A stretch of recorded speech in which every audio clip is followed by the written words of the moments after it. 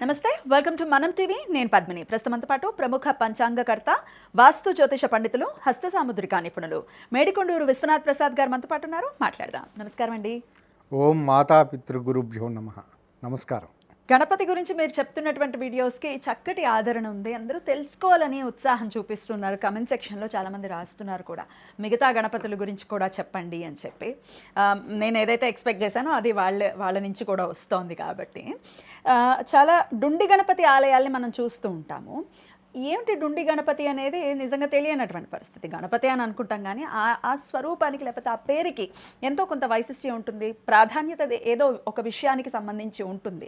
మరి దాని గురించి తెలుసుకోవాలి అని అనుకుంటున్నాను. డుండి గణపతి ఆరాధన ఎవరెవరు చేయొచ్చు, చేస్తే వచ్చేటటువంటి ఫలితం ఏమిటి, ఇవన్నీ ఒక్కసారి మీ ద్వారా సార్. తప్పకుండా అండి. వాడుకలో ఈ పదం డుండి గణపతి అని వాడుతూ ఉంటారు. నిజానికి అది దుంది గణపతి. ఈ గణపతి తత్వం ఇది ప్రత్యేకంగా మనకి ఎక్కువగా కనిపించేది ఉత్తర భారతదేశంలో ప్రాశస్త్యంలో ఉంది. ముఖ్యంగా కాశీ విశ్వనాథుని టెంపుల్లో, కాశీ విశ్వనాథుని ఆలయ ప్రాంగణంలో దుంది గణపతి దేవాలయం ఉంటుంది.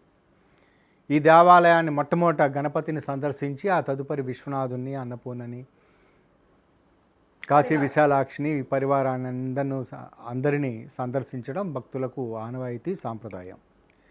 సహజంగా మొట్టమొదటి మనం ఏ దేవాలయానికి వెళ్ళినా గణపతిని స్తుతి చేస్తూ ఉంటాం. దుంది అనే పదానికి అర్థం ఏమిటంటే శోధించువాడు, లేదా లోతుగా తెలియచేసేవాడు, లోతైన సమస్యలను పరిష్కరించేవాడు అనే అర్థం. పరిశీలించి విశ్లేషించేవాడు అని. ఈ క్రమంలో వీటి గురించి కాశీఖండం అనే దాంట్లో, అంటే కాశీలో ప్రాశస్త్యంలో ఉన్నది కాబట్టి కాశీఖండంలో దుంది గణపతి ప్రస్తావన ఉన్నది. గణేష పురాణంలో కూడా దీని గురించి కొంత ప్రస్తావన ఉన్నది. వీటి గురించి ప్రాథమికంగా విషయం ఏమిటంటే, పరమశివుడికి పార్వతీదేవికి పుట్టినవాడు గణపతి.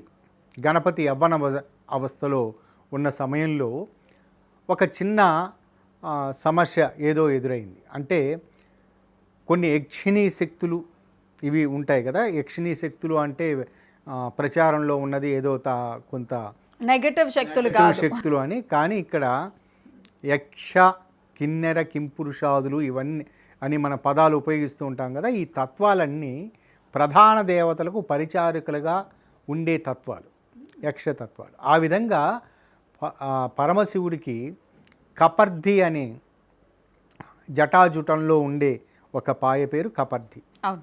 ఆ కపర్ధి అనే ఒక పేరు గల తత్వం సేవకుడుగా ఉన్నాడు. అమ్మవారికి మాళవిక అనే తత్వం ఒక పేరు గల ఆవిడ, ఒక యక్షిని.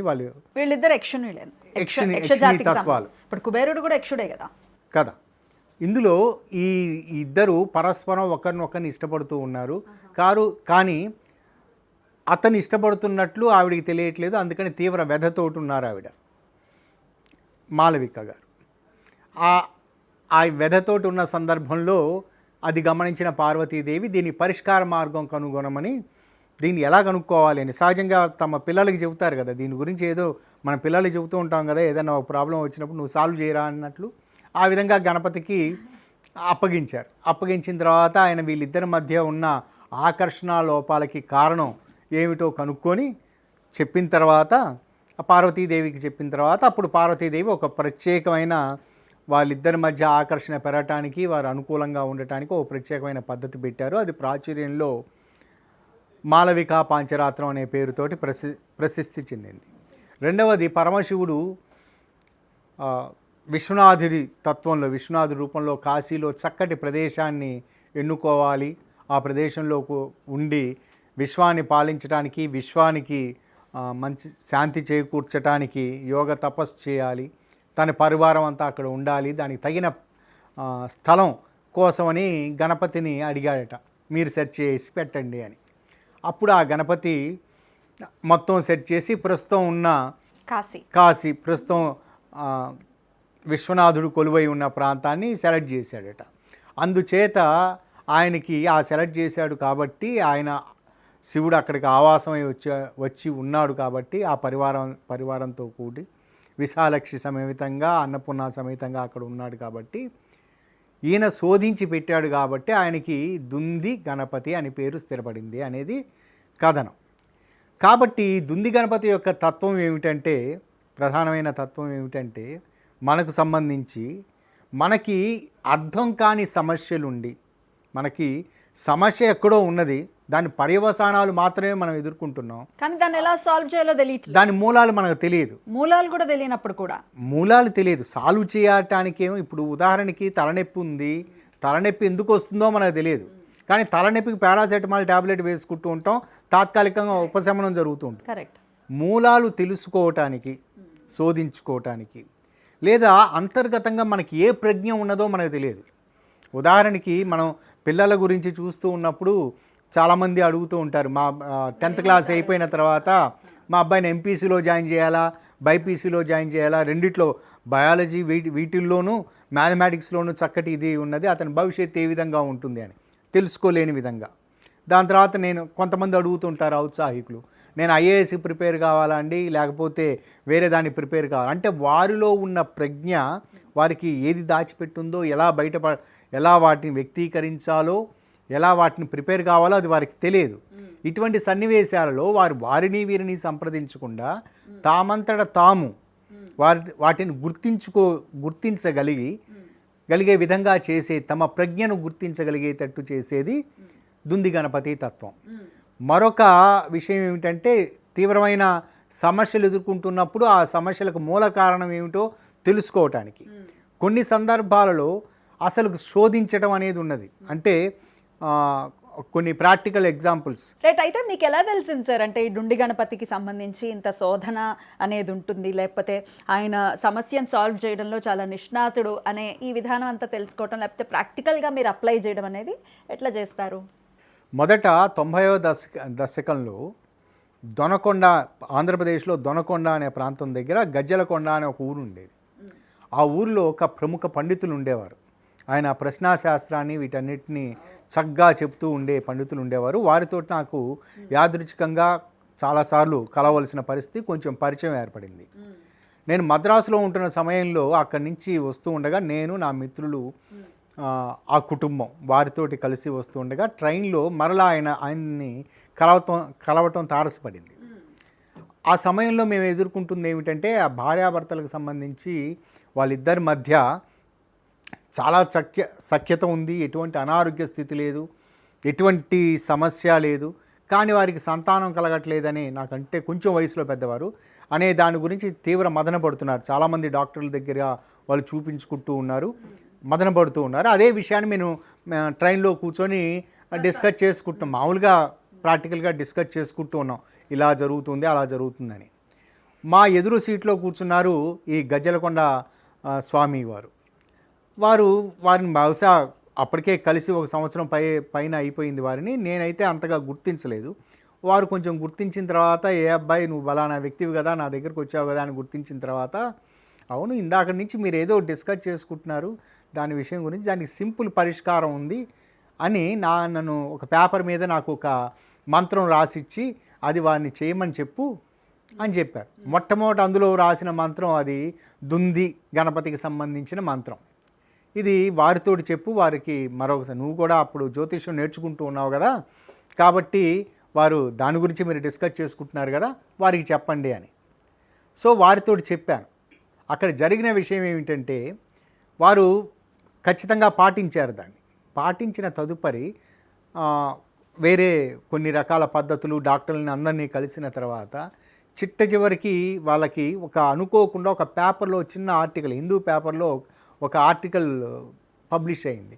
అదేంటి అంటే, యాంటీ స్పర్మ్ యాంటీజెన్ అనేది ఒకటి ఉంటుంది, అనేది ఒకటి శరీరంలో, యాంటీజెన్స్ శరీరంలో డెవలప్ అవుతూ ఉంటాయి, అందుచేత గర్భధారణ జరగటం చాలా తక్కువగా ఉంటుంది అని. అంతవరకు వారు కలిసిన గైనకాలజిస్టులు కానీ, ఆండ్రాలజిస్టులు కానీ, సెక్సాలజిస్టులు కానీ ఎవరు దాని గురించి గుర్తించలేదు.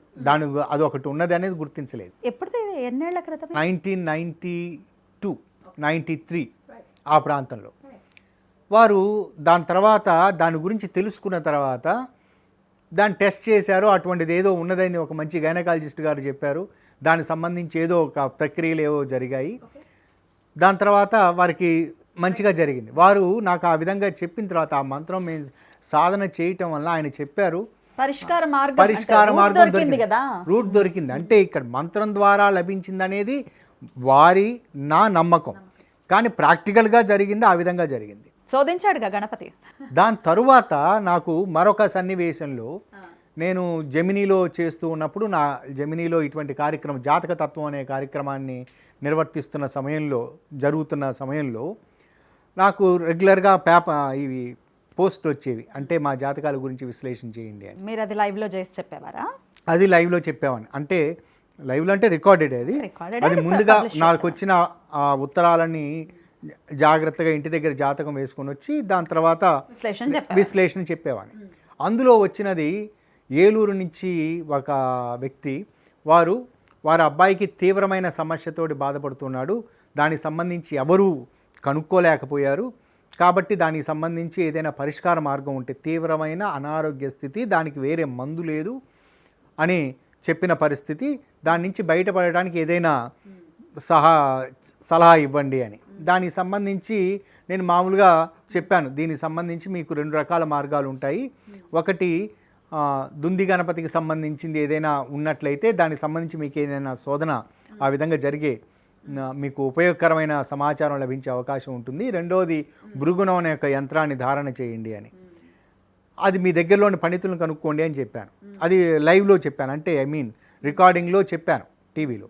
కానీ వారు నన్ను కలిసిన తర్వాత వారు వ్యక్తిగతంగా కలిశారు. వచ్చిన తర్వాత వారికి అప్పుడు ఆ గురువుగారు గజ్జలకొండ గురువుగారు ఇచ్చిన మంత్రం మొట్టమొదటిసారి అది 2007 డిసెంబర్ ఆ ప్రాంతంలో మొదటిసారి ఆ మంత్రాన్ని వారికి ఇచ్చి, ఇది మీరు చదువుకోండి, దీంతో పాటుగా భృగుణం అనే ఒక యంత్రం ఉంటుంది, అది తయారు చేయించి పెట్టించుకోండి అని చెప్పాను. ఆయన మామూలుగానే ఎంత సింపుల్ అంటే మనం దీనికి ఏవేవో చెప్తూ ఉంటారు, ఇవేమి కాకుండా ఇది చదవండి అయిపోతుందా అనే ఫీలింగ్ తోటి ఉన్నారు. కానీ ఆయన చదివిన తర్వాత అనుకోకుండా వారికి డాక్టర్ రామ్ ప్యారీ అనే ఒక డాక్టర్ గారి గురించి తెలిసింది. ఆ డాక్టర్ రామ్ ప్యారీ గారు అనేవారు ప్రస్తుతం ఉన్నారు, ఆవిడ అమెరికాలో ఉంటారు, కాలిఫోర్నియాలో. ఆవిడ మెడికల్ డాక్టర్ కాదు, కానీ స్టెమ్ సెల్స్ మీద ఆవిడ పరిశోధన చేస్తూ ఉన్నారు. ఆవిడతోటి వీరికి కాంటాక్ట్ ఏర్పడటం, ఆ కాంటాక్ట్ ద్వారా ఆవిడ ఏవో కొన్ని సూచనలు చేయటం, ఈ కారణం చేత అతనికి ఆ బాబుకి క్యూర్ కావటం అనేది జరిగింది. అప్పుడు వారు నమ్మారు. ఇంకా మూడవ ఇన్సిడెంట్లో మరొకరికి వాళ్ళ బాబు కనిపించకుండా పోయాడు. అసలు అతను జర్మనీలో వాళ్ళ బాబు చదువుతూ ఉన్నాడు. ఇది ఎక్కడ చిత్తూరు జిల్లా నుంచి నాకు ఇలానే ఉత్తరం వచ్చింది. దాని గురించి కూడా నేను వివరించాను. చిత్తూరు జిల్లాలో ఉన్నాడు, ఆ బాబు కనిపించకుండా పోయాడని ఉత్తరం రాశారు. నాకు సరైన జాతక విశ్లేషణ అదంతా చేయటం కుదరక మీ బాబు కనిపించే అవకాశాలు ఉంటాయండి అని టీవీలో చెప్పాను. దాని తర్వాత అనుకోకుండా వాళ్ళు దాన్ని నమ్ముకొని స్టూడియోకి వచ్చి పర్సనల్గా బలానా వ్యక్తిని కలవాలని కలిశారు, నన్ను కలవాలి అని. కలిసిన తర్వాత మీరు ప్రత్యేకంగా మరలా జాతక విశ్లేషణ చేయండి అంటే నాకు ఏం చెప్పడానికి పోవాల. కానీ అక్కడ అసలు అవకాశం లేదండి, ఇప్పుడు కనిపించకుండా పోయి చాలా సంవత్సరాలు అయిపోయింది, అవకాశం లేదండి. నాకు చెప్పడానికి అప్పుడు మరలా గుర్తు వచ్చింది దుంది గణపతి. సో మళ్ళీ దుంది గణపతి సంబంధించిన మంత్రాన్ని వారికి ఇచ్చాను.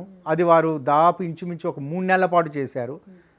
ఒక 4వ నెలలో అతను ఆచూకీ దొరికింది, ఎక్కడో ఉన్నాడని. ఒక 6 నెలల తర్వాత అతను ఇంటికి రావడం జరిగింది. సో ఇక్కడ మొట్టమొదటి సంఘటనలో వారికి ఆరోగ్య సంబంధిత మొదటి 2 సంఘటనలు ఆరోగ్యపరమైన సంఘటనలకు మూల కారణం తెలిసి ప్రెగ్నెన్సీ రావటం ఒకటి, అబ్బాయి దొరకటం. దాని తర్వాత వీరికి సంబంధించి ఇటువంటివన్నీ.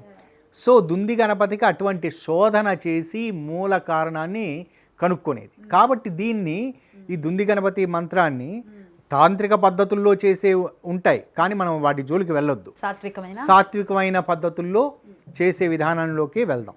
ఇందులో అందరూ రెగ్యులర్గా చేసుకోవటానికి మనకి గాయత్రి మంత్రం లానే ఇది కూడా దుంది రాజాయ విద్మహే వక్రతుండాయ ధీమహి తన్నో దంతి ప్రచోదయాత్. ఇది రోజు చదువుకోవటం అలవాటుగా చేసుకున్నప్పుడు ఇది చాలా అనుకూలమైన ఫలితాలు ఉంటాయి. అంటే విద్యార్థులకు కావచ్చు, మరి ఎవరు ఔత్సాహికులకు ఎవరికైనా ఈ సమస్యలో ఉన్న వారికైనా. ఇలా కాకుండా ఒక ప్రత్యేకమైన సమస్యతోటి ఆరోగ్యపరమైన రుగ్మతలతోటో లేకపోతే కనిపించకుండా పోయిన ఏదైనా వస్తువుల గురించో దానికి కూడా పనిచేస్తుంది. కనిపించకుండా మనకి తెలియదు కదా, శోధించి సాధించేవాడు ఈ గణపతి. శోధించి ఎక్కడ ఉన్నదో అది, కానీ అది ప్రాక్టికల్గా మనకు అనుకోని విధంగా విఠలాచార్య గారి సినిమాలో లాగా మనం మంత్రం చదివిన వెంటనే గాల్లోంచి ప్రత్యక్షం అవడం అనేది జరగదు. లేకుండా ఉంటే ఇట్లా చేత్తోటి ఇలా అన్న వెంటనే వారికి ఆరోగ్యం అంతా కుదుటి పడతాం లాంటి పరిస్థితులు అయితే ఉండవు. కానీ సినిమాల్లో జరుగుతాయి, నిజ లైఫ్లో కొంచెం వెయిట్ చేయాల్సి ఉంటుంది. ఇది నిజంగా చేస్తూ ఉన్నప్పుడు వారికి ప్రాక్టికల్గా సరైన వైద్యులు లభించటం, మూల కారణం తెలియటం ఇది జరుగుతుంది. ఆ మంత్రాన్ని చెప్తాను. మొదట చెప్పినది ఇది గాయత్రి దేవికి సంబంధించింది. దాని తర్వాత ఇది 13 బీజాక్షరాలు కలిగిన మంత్రం. ఓం ఆం గ్లౌం గం దుంది గణపతయే స్వాహ. ఈ మంత్రాన్ని మీరు ఇప్పుడు వివరించాను కాబట్టి ఆ మంత్రాన్ని రాసుకుని రోజు మీ ఇంట్లో పెద్దవారి చేత ఎవరి చేతనైనా చెప్పించుకొని మొదలుపెట్టండి. అది సంకష్టహారి చతుర్థి రోజు కానీ, లేదా బుధవారం రోజు కానీ, లేదా వారి గురువు గారు వారి దగ్గరలో వాళ్ళ ఇంట్లో పెద్దలు చెప్పిన సమయంలో కానీ చేయండి. దీనికి గణపతి ఆరాధనకి సంబంధించి మట్టి గణపతిని తీసుకొని పెట్టుకొని ఒకటి నల్లటి వస్త్రాన్ని, నలుపుగా ఉండే ఒక వస్త్రాన్ని గణపతి వస్త్ర అలంకరణ చేసి, దాని తర్వాత రుద్రాక్షలు కుదిరితే చిన్న చిన్న రుద్రాక్షలు ఎక్కడైనా దొరికితే 1 కానీ 2 కానీ గణపతికి అలంకరణ చేసి ఈ మంత్రాన్ని చదువుకోవటం చేయండి. పంచముఖి అనేది చాలా విరివిగా దొరుకుతుంది కాబట్టి పంచముఖి పెట్టచ్చా? తక్కువ కాస్ట్లో కూడా అయిపోతుంది. పంచముఖి పెట్టి ఎన్ని రుద్రాక్షలు పెట్టమంటారు? వారికి అనుకూలం. కుదిరితే 1 పెట్టమనండి, లేకపోతే వాళ్ళకి ఎక్కువ దొరికాయనుకోండి చక్కగా మాలలా చేసి స్వామికి సమర్పించు. ఒక్కొక్కసారి మంత్రం చదువుతూ ఒక్కొక్క రుద్రాక్ష వారికి సమర్పించండి, మరలా అది డబ్బాలో వేసుకోండి, మరలా అది చేయండి. ఆ విధంగా చేసుకుంటూ ఉన్నప్పుడు గణపతికి సంబంధించిన ఏ తత్వం అయినా 21 రోజుల్లో పని జరుగుతుంది. ఓకే, రుద్రాక్షలు మరి 108 సమర్పించచ్చా సార్? 108 సార్లు మంత్రం చేస్తూ 108 సార్లు సమర్పించండి. వారికి ఆ ఆవృతం అంటే అదంతా పూర్తయిన తదుపరి ఆ రుద్రాక్షలను శుభ్రంగా కడిగి మాలగా తయారు చేయించుకొని మెల్లో వేసుకోమనండి. మంచి ఫలితాలను ఇస్తుంది. అద్భుతం సార్, చాలా ఇంట్రెస్టింగ్ గా అనిపించింది అసలు దుండి గణపతి గురించి వింటూ ఉంటే. దుంది ఓకే, ఇప్పటి నుంచి దుంది అని పలకడం నేర్చుకోవాలి, అలవాటు అయిపోయింది డుండి అనటం. ఎనీవేస్, చాలా అద్భుతంగా మాకు తెలియజేశారు. ఖచ్చితంగా ఇటువంటి సమస్యలకి ఏంటి పరిష్కారం మాకు తెలియదు, ఇంకా క్లోజ్ అయిపోయి అన్ని డోర్స్ అనుకున్నప్పుడు ఈ గణపతి ఆ డోర్స్ని ఓపెన్ చేస్తాడు అనేది అర్థమవుతోంది. చాలా అద్భుతంగా మాకు తెలియజేశారు. కృతజ్ఞతలు సార్. నమస్తే. నమస్కారం.